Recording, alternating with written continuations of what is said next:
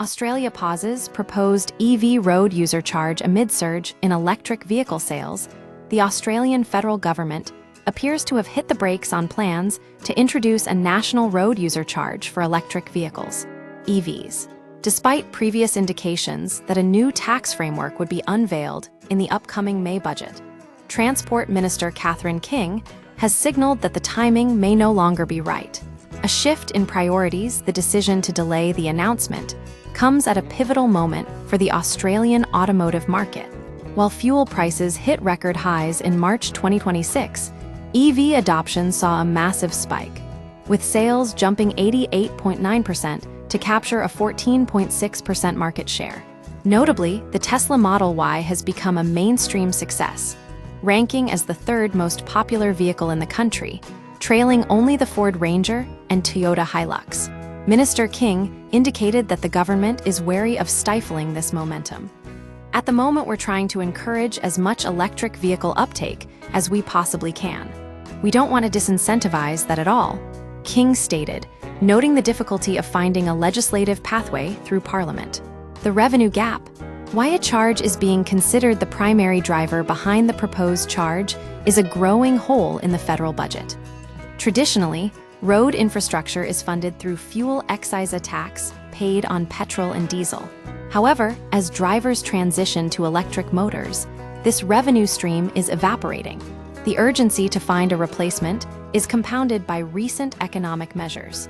The government recently halved fuel excise for 3 months, starting April 2026, to alleviate rising petrol costs. As EV numbers climb, the missing revenue from fuel taxes becomes a more pressing fiscal issue.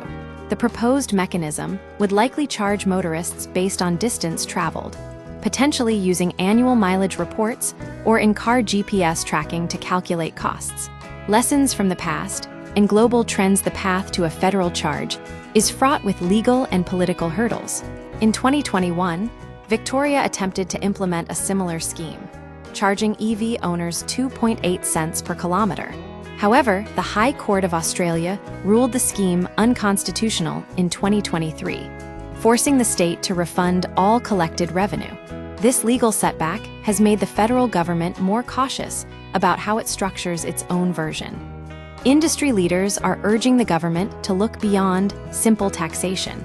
Scott Maynard, head of Polestar Australia, argues that rather than simply adding a new cost to EV ownership, which many see as a thinly veiled tax, the government should use this moment to overhaul the entire motoring fee structure.